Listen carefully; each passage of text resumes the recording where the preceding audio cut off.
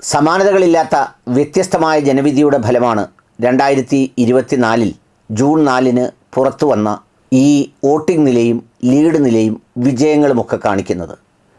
ഏകപക്ഷീയമായ വിജയമെന്നും 360 മുതൽ 401 സീറ്റ് വരെ നേടി ഏകപക്ഷീയമായി വിജയം നേടുമെന്നും 2 ഭൂരിപക്ഷം കിട്ടുമെന്നും പ്രവചിച്ചിരുന്ന സ്ഥാനത്താണ് കേവല ഭൂരിപക്ഷം പോലും നേടാനാകാതെ NDA മുന്നണി നിലവിൽ മുന്നിൽ നിൽക്കുന്നത്.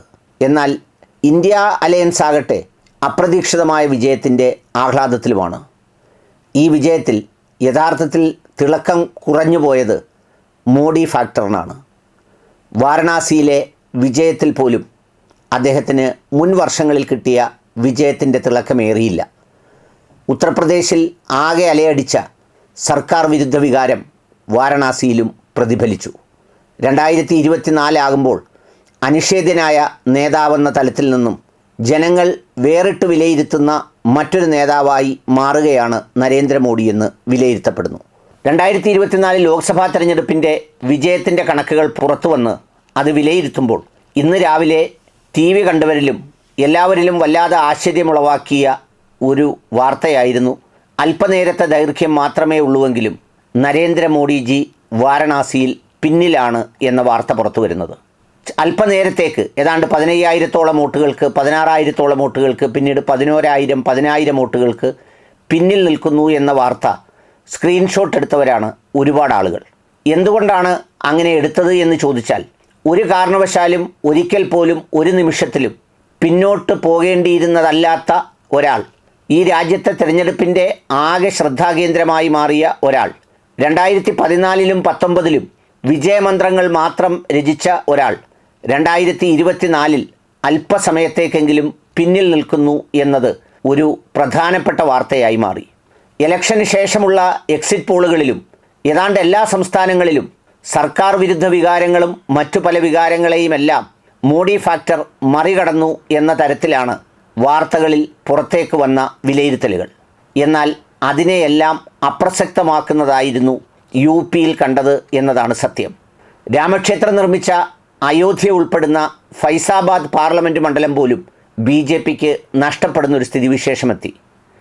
ഇലക്ഷന് വെറും ദിവസങ്ങൾ മാത്രം അവശേഷിക്കെ പ്രധാനമന്ത്രി തന്നെ നേരിട്ട് കാർമ്മികനായി രാംലല്ല തുറന്നുകൊടുക്കുമ്പോൾ അക്ഷരാർത്ഥത്തിൽ ആ ഒരു സംഭവവുമായി ബന്ധപ്പെട്ട് രാജ്യത്തെ എല്ലാ മാധ്യമങ്ങളും വാർത്തകളും ദൂരദർശനും ഏജൻസികളും എല്ലാ സംവിധാനങ്ങളും റെയിൽവേ സ്റ്റേഷനുകളിൽ നിന്നും പ്രത്യേകമായ ട്രെയിനുകൾ പോലും അങ്ങോട്ടൊരുക്കി സൃഷ്ടിച്ച ഒരോളം അല്ലെങ്കിൽ അതിൻ്റെ ഒരു പ്രസക്തി രാജ്യം മുഴുവൻ ആഞ്ഞടിക്കുന്നു എന്ന് വിശ്വസിച്ചുവെങ്കിൽ അതിൻ്റെ എല്ലാം പ്രധാനപ്പെട്ട ആളായി വിശേഷിപ്പിക്കപ്പെട്ടിരുന്ന മാധ്യമങ്ങൾ അങ്ങനെ ഉയർത്തിക്കാട്ടിയ നരേന്ദ്രമോദിജിയുടെ വിജയത്തിന് വല്ലാതെ തിളക്കം കുറഞ്ഞു എന്നാണ് കണക്കുകൾ സൂചിപ്പിക്കുന്നത്. അദ്ദേഹം 2014 വാരണസിയിൽ നിന്ന് തിരഞ്ഞെടുക്കപ്പെടുന്നത് 3,71,784 വോട്ടുകൾക്കാണ്.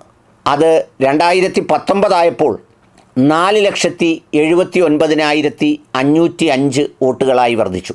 ഇത്തവണ വാരണാസിയിൽ കോൺഗ്രസിൻ്റെ പ്രവർത്തനങ്ങൾക്ക് ചുക്കാൻ പിടിക്കുന്ന പ്രധാനപ്പെട്ട നേതാക്കളെല്ലാം BJPയിലേക്ക് തന്നെ മാറിയതുകൊണ്ട് അവിടുത്തെ ബൂത്തിൽ പോലും ഒരാൾക്ക് പോലും ഇരിക്കാൻ പോലും കിട്ടില്ല എന്ന തരത്തിൽ പ്രചാരവേല സംഘടിപ്പിച്ചാണ് ആ തിരഞ്ഞെടുപ്പിനിറങ്ങിയത്. 2019 4,79,505 വോട്ടുകൾക്ക് ജയിച്ച പ്രധാനമന്ത്രി ഇത്തവണ ജയിച്ചത് 1,52,513 വോട്ടുകൾക്കാണ്. അതിനേക്കാൾ ഭൂരിപക്ഷമുള്ള സ്ഥാനാർത്ഥികൾ കേരളത്തിൽ അത്രമേൽ ദേശീയ പ്രസക്തി അല്ലാത്ത, സംസ്ഥാനത്ത് പോലും അത്ര ശ്രദ്ധേയരല്ലാത്ത പലരും ഇതിനേക്കാൾ ഭൂരിപക്ഷം ലഭിച്ചു എന്നതാണ് ഒരു പ്രധാന സത്യം. രാജ്യത്തെ ആകെ ഭൂരിപക്ഷം എടുത്ത് നോക്കുമ്പോഴും 1,52,000 വോട്ടുകൾ ഒട്ടും പ്രസക്തമല്ലാത്തതാണ് താനും. ഒരു വശത്ത് അദ്ദേഹം പിന്നിൽ നിൽക്കുന്നു എന്ന് അല്പസമയം വാർത്ത കാണിക്കുമ്പോഴും വയനാട്ടിലും റായ്ബറേലിയിലും ആദ്യ ടേബിൾ മുതൽ തന്നെ വ്യക്തമായ ലീഡോടുകൂടി മുന്നോട്ട് പോവുകയായിരുന്നു രാഹുൽ ഗാന്ധി. രാജ്യത്താകെ ജനങ്ങൾക്കിടയിൽ പ്രതിഫലിച്ച ആ വികാരത്തിൻ്റെ ഒരു ശക്തി വാരണാസിയിലും പ്രതിഫലിച്ചു എന്ന് തന്നെയാണ് ഈ വോട്ടിംഗ് കണക്കുകൾ സൂചിപ്പിക്കുന്നത്.